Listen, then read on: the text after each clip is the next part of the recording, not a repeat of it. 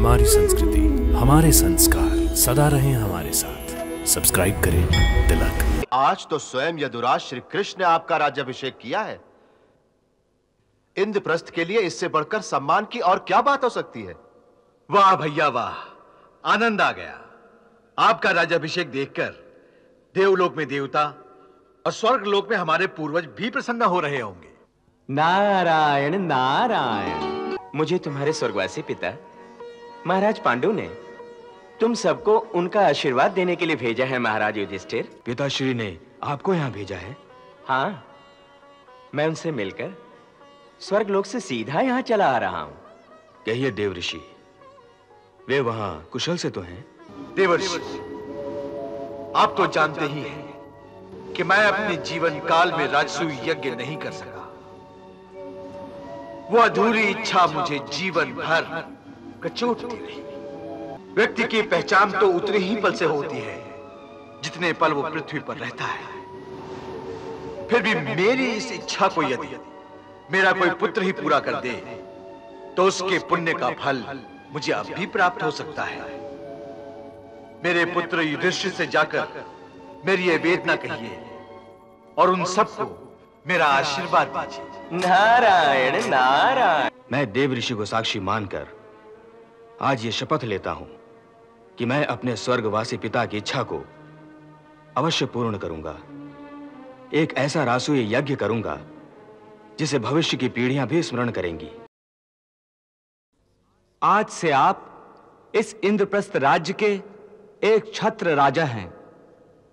इस सिंहासन और इस राज्य की मुद्रा पूरे देश में सर्वमान्य होगी, ऐसी मेरी शुभकामना है महाराज युधिष्ठिर। और मेरा आशीर्वाद है कि आपका ये राज्य सुख व समृद्धि से सदैव भरा पूरा रहेगा। इसकी प्रतिष्ठा पूरे आर्यावर्त में होगी।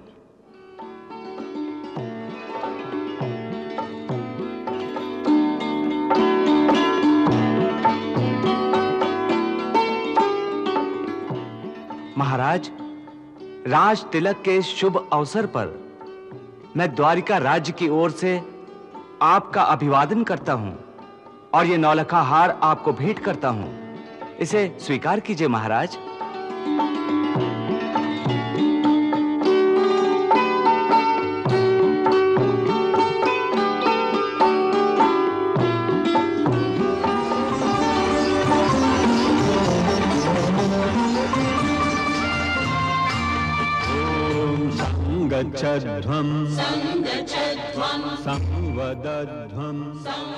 यशस्वी भव। मनांसी जानता। वाह भ्राताश्री वाह वाह। आज तो स्वयं यदुराज श्री कृष्ण ने आपका राज्याभिषेक किया है। इंद्रप्रस्थ के लिए इससे बढ़कर सम्मान की और क्या बात हो सकती है? वाह भैया वाह, आनंद आ गया। आपका राज्याभिषेक देखकर देवलोक में देवता और स्वर्ग लोक में हमारे पूर्वज भी प्रसन्न हो रहे होंगे। नारायण नारायण। नारायण नारायण। महात्मा पांडु के पुत्रों के इस राज्य में आपका स्वागत है। प्रणाम स्वीकार करें देवऋषि। तुम सबका कल्याण हो पांडु पुत्रों। विराजिए देवऋषि।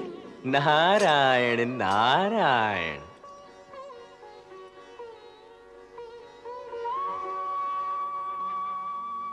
मेरे लिए योग्य सेवा का आदेश दें मुनिराज।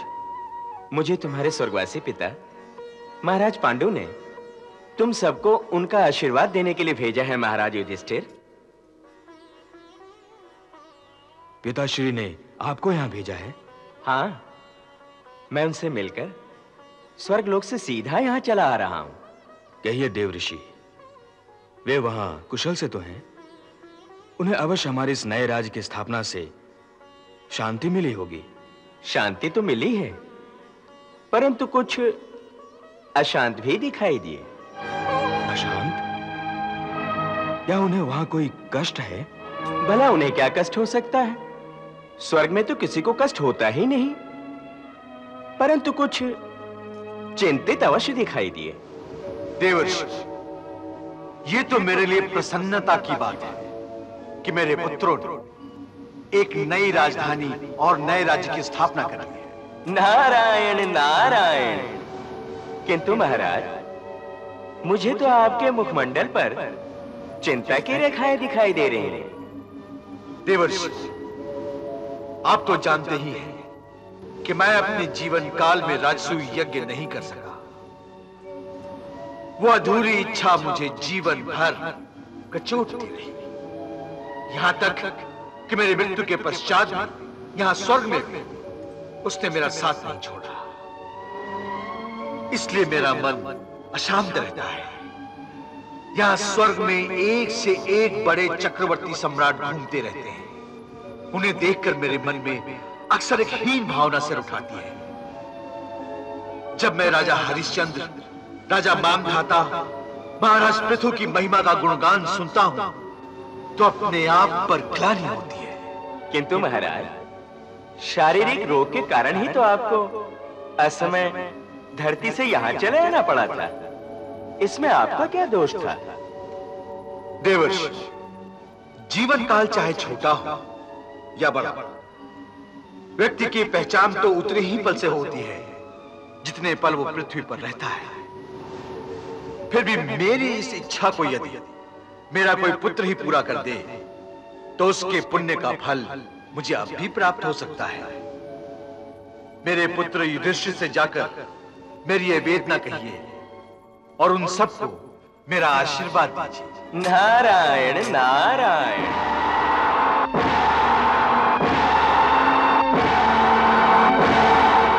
सो हे युधिष्ठिर, मैंने महाराज पांडु का संदेश तुम सब तक पहुंचा दिया। हे महात्मा, हे पिताश्री, मैं देव ऋषि को साक्षी मानकर आज ये शपथ लेता हूं कि मैं अपने स्वर्गवासी पिता की इच्छा को अवश्य पूर्ण करूंगा। एक ऐसा रासूय यज्ञ करूंगा जिसे भविष्य की पीढ़ियां भी स्मरण करेंगी। हे पिता, आज हम पांचों भाई मिलकर यह प्रण करते हैं कि हम वही करेंगे जिससे आपकी आत्मा को शांति मिल सके। यदुनंदन, अब तो यह निश्चित हो गया है कि हम रासूय यज्ञ करें, तो हमारा पहला कर्तव्य यह है कि हम आर्यावर्त के समस्त राजाओं को इंद्रप्रस्थ राज्य के अधीन कर उनसे कर प्राप्त करें। निश्चय ही, परंतु जो हमारे पहले से ही मित्र राजा हैं, उनसे कर नहीं बल्कि सहयोग की मांग करनी होगी महाराज। यह उचित है, परंतु जो हमारी अधीनता को स्वीकार नहीं करेंगे उनसे तो युद्ध करना ही पड़ेगा। हाँ महाराज, इसलिए इंद्रप्रस्थ से आपका ध्वज लेकर जो वीर जाएगा उसके साथ पूरा सैन्य बल भी रहेगा। चारों दिशाओं में कौन वीर हमारा सेनापति होकर जाएगा उसका भी उत्तरदायित्व आप ही निश्चित कीजिए मधुसूदन।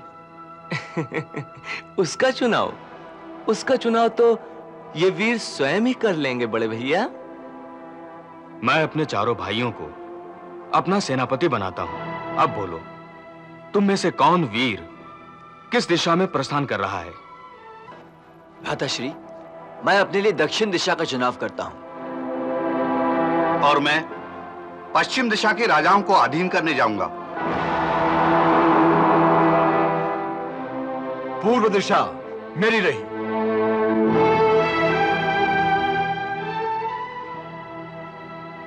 उत्तर दिशा पर मेरा अधिकार होगा।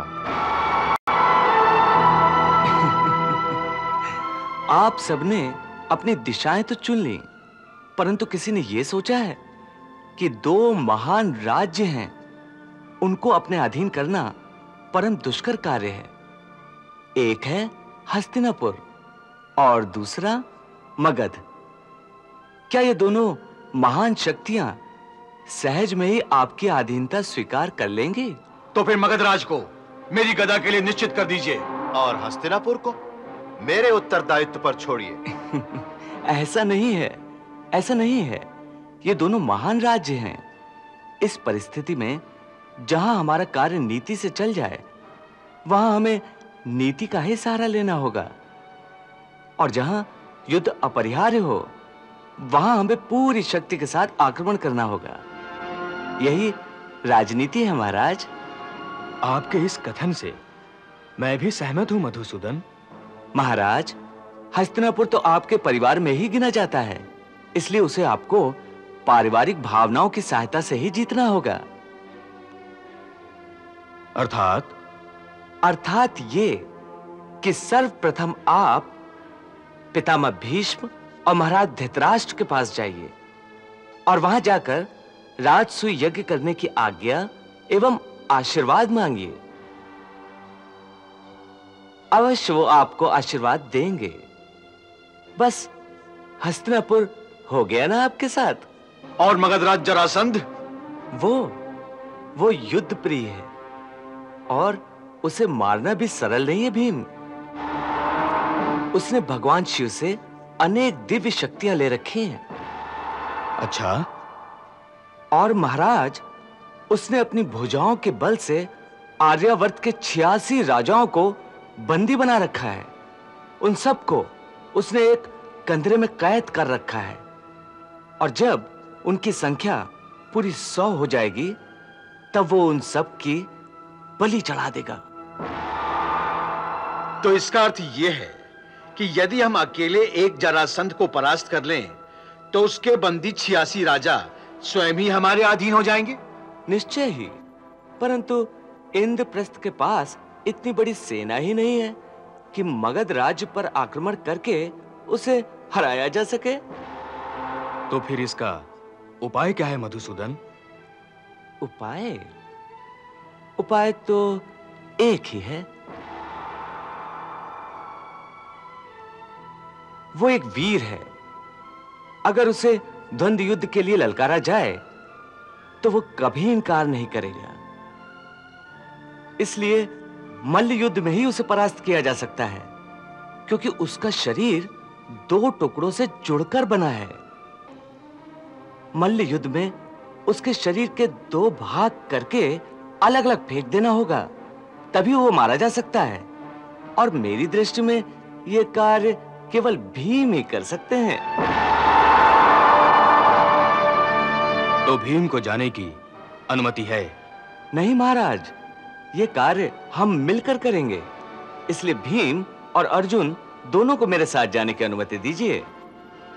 आपके साथ रहते इन दोनों की अवश्य ही विजय होगी यदुकुल भूषण।